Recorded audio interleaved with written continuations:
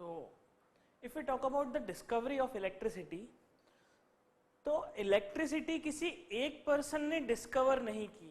सबसे बड़ी खासियत ये है कि इलेक्ट्रिसिटी किसी एक पर्सन की डिस्कवरी नहीं है, ये कई सारे लोगों ने ओवर द टाइम अपने कॉन्ट्रीब्यूशंस दिए इलेक्ट्रिसिटी के डेवलपमेंट में, तब जाके इलेक्ट्रिसिटी डेवलप हुई है। जैसा आप जानते हैं कि गूगल किसने बनाया, फेसबुक किसने बनाया, ऑपरेटिंग सिस्टम माइक्रोसॉफ्ट किसने बनाई, यह सभी चीजें आप जानते हैं। और जिन पर्सन्स ने इस चीजों को बनाया है आप उनकी रिस्पेक्ट करते हैं, ओके। बट एक बार जरा सोचिए, अगर इलेक्ट्रिसिटी ना हो तो क्या ये पर्सन, क्या ये चीजें, क्या ये एंटिटीज एग्जिस्ट कर पाएंगी? हम कहेंगे नो, ऑब्वियसली ये चीज पॉसिबल ही नहीं है, क्योंकि ये सभी डिवाइसेस, ये सभी एप्लीकेशंस, एंटिटीज चलती तो इलेक्ट्रिसिटी पे ही है। तो एक चीज मैं आपसे ये कहना चाहूंगा कि आप अगर इन सभी एंटिटीज की रिस्पेक्ट करते हैं तो please respect those people also who discovered electricity. जिन्होंने इलेक्ट्रिसिटी का आविष्कार किया उनकी भी रिस्पेक्ट कीजिए। सो चलिए समझते हैं इलेक्ट्रिसिटी का डेवलपमेंट हुआ कैसे।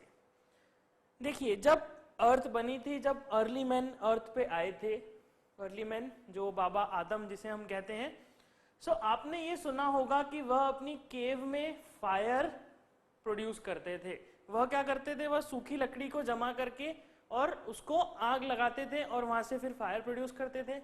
लेकिन ये सोचिए, इलेक्ट्रिसिटी का डेवलपमेंट तो वहीं से स्टार्ट हो चुका था, इलेक्ट्रिसिटी का यूज तो उन्हीं के टाइम से स्टार्ट हो चुका था। कैसे? वह पत्थर रगड़ के अपने सूखी हुई लकड़ियों को आग लगाया करते थे। पत्थर रगड़ने से क्या होता है? पत्थर रगड़ने से एक स्पार्क निकलता था, और स्पार्क निकल के जो स्पार्क निकलता था वह बेसिकली उस लकड़ी को, उस सूखी लकड़ी को फायर करता था। सो इलेक्ट्रिसिटी का यूजेज अगर आप सोचे कि it is a modern day technique या ये मॉडर्न डे का कोई टूल है, डिवाइस है, तो ऐसा नहीं है। इलेक्ट्रिसिटी तो अर्ली मैन के टाइम से, बाबा आदम के जमाने से यूज होती आ रही है, ओके। सो वह जो प्रोड्यूस करते थे, जो दो पत्थर रगड़ के स्पार्क निकालते थे, that spark is nothing but electricity. वह और कुछ नहीं, वह इलेक्ट्रिसिटी ही था। लेकिन उस समय किसी को मालूम नहीं था कि एग्जैक्टली जो हम कर रहे हैं, जो ऐसा पत्थर रगड़ रहे हैं और ये स्पार्क निकल रहा है, ये क्या चीज है, ये कैसे निकल रहा है, इसके बारे में किसी को पता नहीं था। वह जस्ट उसे यूज करते थे फायर प्रोड्यूस करने के लिए। फिर ओवर द टाइम जब थोड़ा और समय बीता, जब ग्रीक फिलोसोफर्स का एरा आया, जब ग्रीक फिलोसोफर्स हुए, आप ये जानते होंगे मोस्ट ऑफ द फिलोसफीज जो दी हुई हैं वो ग्रीक फिलोसोफर्स के द्वारा दी गई हैं। ग्रीस में जो होते थे वह लोग सबसे ज्यादा बुद्धिमानी माना जाते थे, उनके पास सबसे ज्यादा दिमाग होता था, ऐसा उस समय मानते थे। और उसी समय, that is in 600 BC, 600 BC एक ग्रीक फिलोसोफर थे, एक थिंकर थे, जिनका नाम था थेल्स। थेल्स नाम के एक ग्रीक फिलोसोफर थे। इन्होंने एक बहुत ही विचित्र सी चीज ऑब्जर्व करी, एक बहुत ही अच्छा ऑब्जर्वेशन किया। इन्होंने यह देखा that when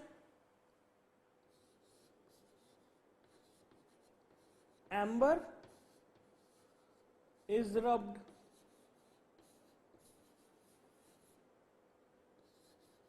and brought towards straw, it starts attracting the straw.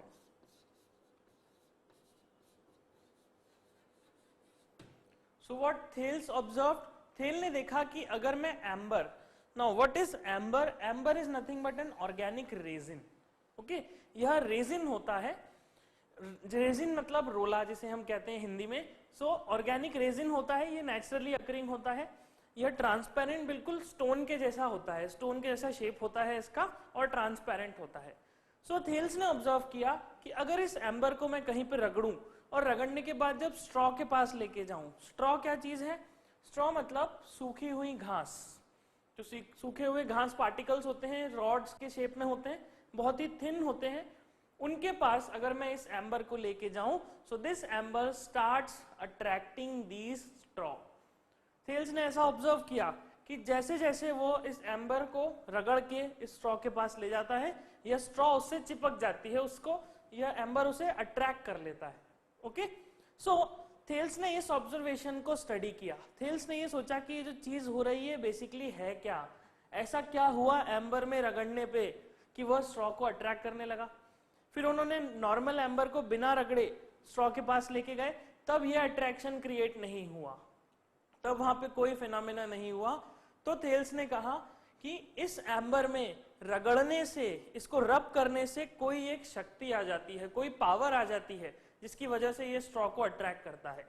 लेकिन वो ये नहीं समझा पाए कि बेसिकली ये जो पावर है ये क्या है, ये किस तरह की पावर है, इसे वह एक्सप्लेन नहीं कर पाए। तो उन्होंने सिर्फ इस ऑब्जर्वेशन को देख के इस फिनोमेना को एक नाम दे दिया। इस फिनोमेना को जो पावर एम्बर के पास आ गई अट्रैक्शन से, रबिंग से, उस रबिंग को, उस पावर को उन्होंने एक नाम दे दिया, and that name is electricity. उन्होंने नाम दिया electricity. Why electricity? Because amber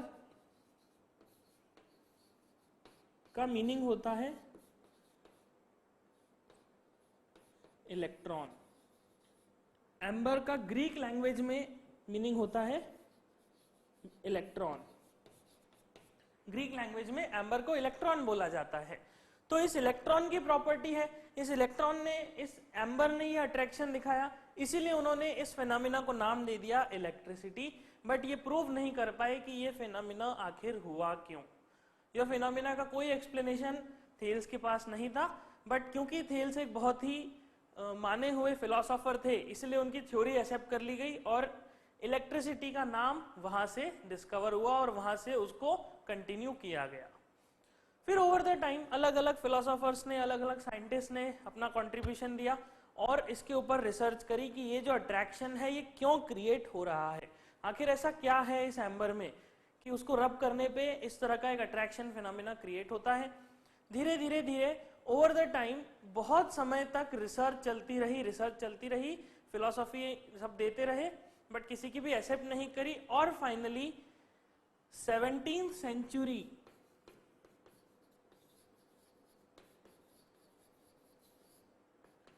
century में sir William Gilbert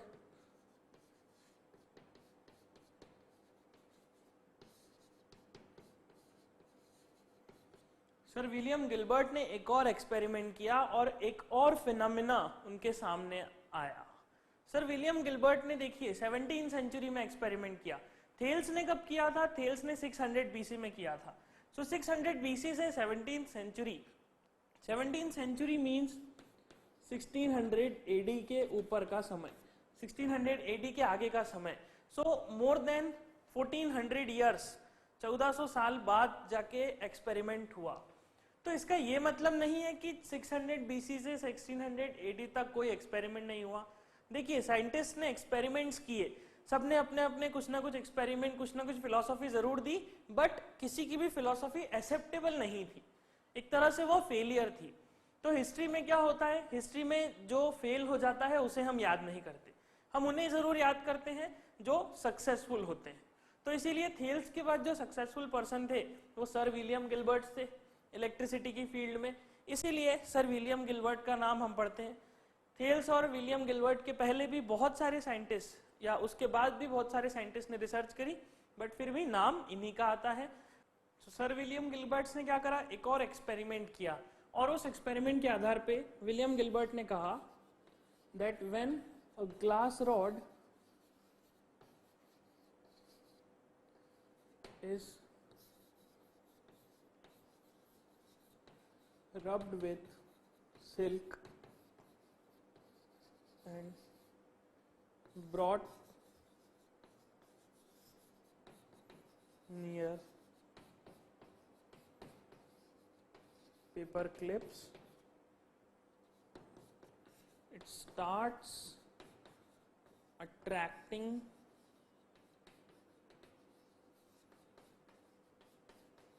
paper clips. Sir William Gilbert ने एक बहुत ही इंटरेस्टिंग फिनोमेना किया। उन्होंने एक ग्लास का रॉड लिया, बिल्कुल लगभग इस पेन के जैसा एक ग्लास का रॉड लिया। उस ग्लास के रॉड को उन्होंने सिल्क के ऊपर रब किया और फिर उस रब किए हुए ग्लास रॉड को पेपर क्लिप के पास लेके गए। पेपर क्लिप मतलब कागज के टुकड़े, कागज के टुकड़े के पास लेके गए, बहुत छोटे छोटे पार्टिकल्स कागज के। तो उन्होंने यह देखा कि this glass rod starts attracting those paper clips. उन्होंने यह देखा कि यह ग्लास रॉड उस पेपर क्लिप को अट्रैक्ट कर रही है, अपनी तरफ खींच रही है। तो इस तरह का फिनोमेना इन्होंने ऑब्जर्व किया। नो, अब ये जो ग्लास रॉड है, उन्होंने सोचा कि शायद इस ग्लास रॉड में कुछ पावर है जिसकी वजह से ये इस तरह से अट्रैक्ट कर रही है। फिर उन्होंने क्या करा, उन्होंने एक और ग्लास रॉड लिया और उसको बिना रब किए, बिना सिल्क पे रब किए पेपर क्लिप के पास लेके गए। तब उन्होंने देखा कि वहां पे किसी प्रकार का कोई अट्रैक्शन क्रिएट नहीं होता। फिर उन्होंने उस ग्लास रॉड को रब किया और फिर पेपर क्लिप के पास लेके गए, तो यस, अट्रैक्शन क्रिएट हो रहा है। तो यहाँ पे उन्होंने ये देखा कि इस ग्लास रॉड को जब मैं सिल्क के ऊपर रगड़ता हूं तो इसमें किसी प्रकार की पावर आ जाती है, किसी प्रकार की शक्ति आ जाती है, जिसकी वजह से ये उस पेपर क्लिप को अट्रैक्ट करने लगता है। तो सर विलियम गिलबर्ट ने ये प्रूव किया कि जो फिनोमेना थेल्स ने एम्बर के लिए बताया था कि एम्बर में ऐसी प्रॉपर्टी है, ऐसी पावर है, वैसा ही प्रॉपर्टी, वैसी ही पावर ग्लास रॉड में भी होती है। फिर ग्लास रॉड को उन्होंने सिल्क के बजाय किसी और सब्सटेंस से, फॉर एग्जांपल कॉटन से रब करके देखा। तो कॉटन से करके देखा और फिर उसको पेपर क्लिप के पास लेके गए, तब ये फिनोमेना फिर से नहीं हुआ। सो व्हाट ही सेड कि ग्लास रॉड और सिल्क के बीच में कुछ ऐसा रिलेशन है, कुछ ऐसी प्रॉपर्टी है जिसकी वजह से ये अट्रैक्शन क्रिएट होता है।